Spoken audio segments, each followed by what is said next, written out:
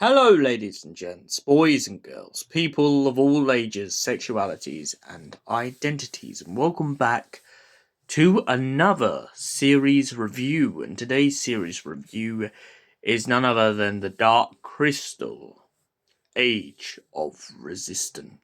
Now, you're most probably wondering, why have I decided to go with the Age of Resistance before I've decided to go into the Dark Crystal film? Well, even though the Dark Crystal film is basically Jim Henson's legacy for the start of the Dark Crystal, the Age of Resistance actually takes you far, far further back to kind of the dawn of the world as it was. After all, the Dark Crystal film does describe the world as dark and broken. However, in the Age of Resistance, we actually see a very different side to the world of thrua. Imagine, if you would, if the world was split into sections, clans, clandestines, groups, and civilization. We're told the story at the beginning of this kind of Age of Resistance. Once upon a time, there was a planet named thrua. And on the planet thrua, there was a woman named Aughra. Aughra was the heart of thrua, and the heart fell in love with the stars themselves. Aughra is described in this story as a bit of a deity, a bit of a god-like figure, and essentially what's happened is they explain that Aughra built the planet thrua from her pure and, just her energy in general.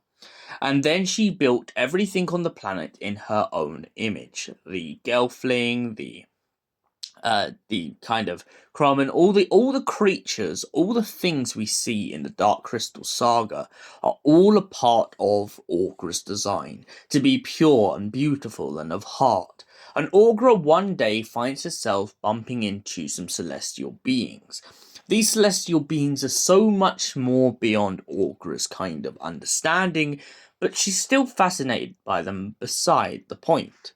She talks to these beings of how she wishes she could see the stars for themselves, and the beings from being from more technological advanced civilizations agree to build her one giant kind of telescope that means that she can look into the eyes of the universe itself. She agrees to this and says in return that they must look after her crystal, because after all, the crystal is the heart of thrua, and without the heart, the world will not kind of function. And so the beings that she comes across actually split in two. One become the Skeksis, the other become the Mystics. Now the Mystics are kind of old taboo sort of beings. They are like wizards, if you will. They are described as fortune tellers, whereas the Skeksis are more intellectual and sort of senators. And so the Age of Peace, as it's explained in this, begins. The Skeksis watch the crystal whilst the Mystics go off into the world and explore it for all its resources. However, one day the crystal finds itself in a very peculiar situation. It turns out that the scientist of the Skeksis has come up with an invention to cheat death.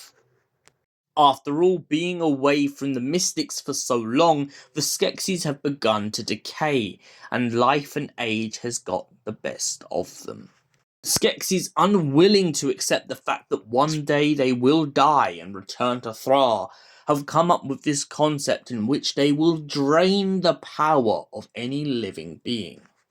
Unfortunately for one of the guards of the castle, which is a gelfling, they find themselves strapped to a chair and drained of all their essence. The gelfling then that is destroyed goes back inside of the crystal and is returned to thrua, but not naturally of course, because the crystal has actually drained their energy so much that it's kind of destroyed them. This cruel, wicked kind of power grab has caused a ruckus on the planet thrua.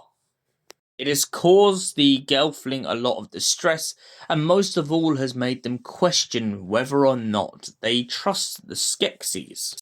However, the Skeksis, being manipulative as it is, they try and pin the blame on one of the gelfling's own, a young soldier who has been running off into the world.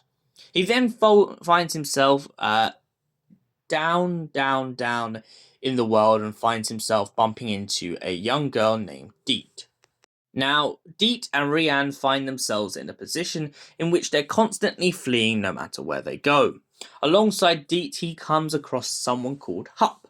Hup is a podling. Now, what are podlings? Well, the best way to explain them is they look like giant kind of babies. Babies that can run around and hop, kind of jump and stuff, and make funny little noises. Elsewhere, there is a gelfling kind of dynasty, a kind of royalty, who find themselves in a position of kind of deceit. The Skeksis have arrived and have done as the lords, as they call themselves, the lords of the crystal, have come and arrived and come and gone. And over the course of what's happening, one of the royals becomes very skeptical when a book begins to speak to her of the never-ending darkening. When she questions what this is, she finds her kind of calling as she comes into contact with Deet and Rian, and together they kind of culminate a team to gang up on the Skeksis and end their rule once and for all.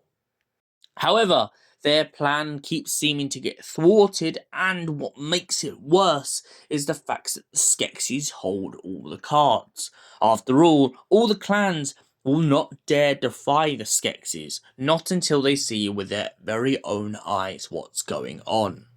It's not until they manage to dream fast till all the clans actually wake up to what the Skeksis are doing to them.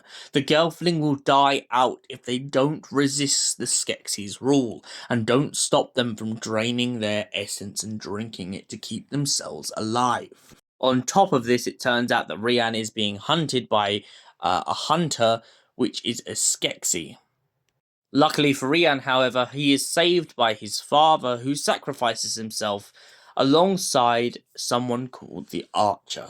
Now, the Archer, who is one with the Hunter, are both conjoined. If the Great Alignment had taken place, they would have been able to spare each other's lives, but due to the fact that the Crystal Shard has been broken off of the crystal itself and hasn't been realigned, the Great Alignment can't happen. This whole series ends on a kind of cliffhanger of what happened to the gelfling, and we'll discuss in the next video exactly what does happen to them and the direction I think that if there was ever a film could go in. But let's just talk about the Age of Resistance.